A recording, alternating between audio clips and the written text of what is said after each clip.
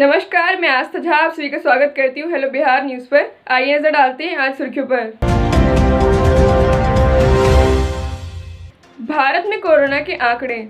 कुल मामले 93,92,919, कुल मौतें 1,36,696, कुल ठीक हो चुके 88,02,267, सक्रिय मामले 4,53,956।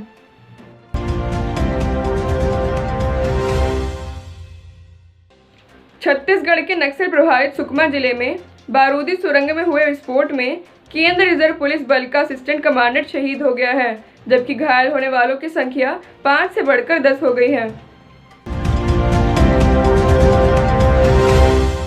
गोवा में पिछले 24 घंटों के दौरान वैश्विक महामारी कोरोना वायरस के 198 नए मामले दर्ज किए गए, जिसके बाद राज्य में कोरोना संक्रमितों की संख्या 47,689 पर पहुंच गई। राज्य में इस दौरान राहत की बात यह रही कि पिछले 24 घंटों में कोरोना से किसी भी मरीज की मौत नहीं हुई।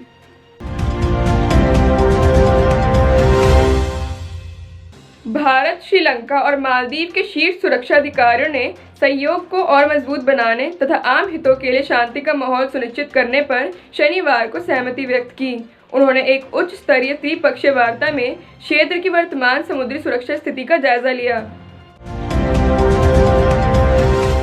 बीजेपी पर आरोप लगाते हुए महबूबा मुफ्ती जी ने कहा है कि ये मुसलमानों को पाकिस्तानी, सरदारों को खालिस्तानी, एक्टिविस्टों को अर्बन नक्सल और स्टूडेंट्स को एंटी नेशनल और टुकड़े टुकड़े गैंग कहते हैं। ऐसे में मैं यह नहीं समझ पा रही हूँ कि अगर हर कोई आतंकवादी और एंटी नेशनल है तो इस देश में हिंदुस्तानी कौन है? क्या केवल बीजेपी के लोग ही हिंदुस्तानी हैं?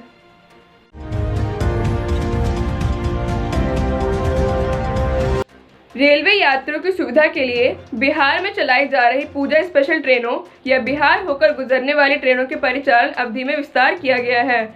शुक्रवार को 18 जोड़ी ट्रेनों के बाद अब 22 जोड़ी अन्य ट्रेनों के परिचालन अवधि में भी विस्तार किया गया है।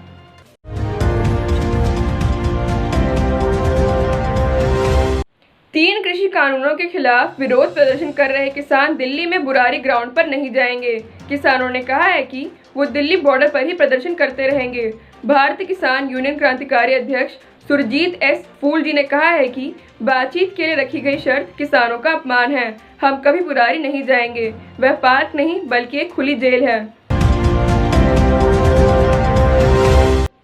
किसान नेताओं ने कहा है कि वो दिल्ली बॉर्डर पर तो आंदोलन करेंगे ही, साथ में दिल्ली में एंट्री के 5 प्रमुख पॉइंट को बंद करेंगे। हालांकि उन्होंने यह नहीं बताया है कि वो 5 प्रमुख पॉइंट कौन से होंगे, लेकिन यह तो साफ है कि अगर किसान अपने आंदोलन की इस नई रणनीति पर चलते हैं तो इसका असर दिल्ली में रहने वाले लोगों पर पड़ने वाला है। ऐसा इसीलिए क्योंकि दिल्ली में खाने पीने की अधिकतर चीजें बाहर से आती है। ऐसे में अगले 1-2 दिनों में दिल्ली वासियों के लिए समस्या पैदा हो सकती है। प्रधानमंत्री नरेंद्र मोदी जी ने मासिक रेडियो कार्यक्रम मन की बात में नए कृषि कानून पर भी बात की।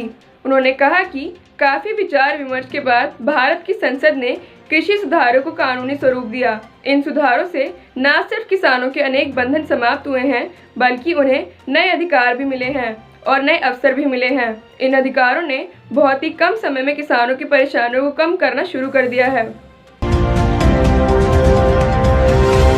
केंद्र के 3 कृषि कानूनों के विरोध में किसानों का आंदोलन रविवार को भी जारी रहा। इस बीच शिवसेना नेता संजय राउत जी ने कहा है कि जिस तरह से किसानों को दिल्ली में आने से रोका गया है, ऐसा लगता है कि वे देश के नहीं बल्कि बाहर के किसान हैं। उनके साथ आतंकवादियों जैसा बर्ताव किया जा रहा है।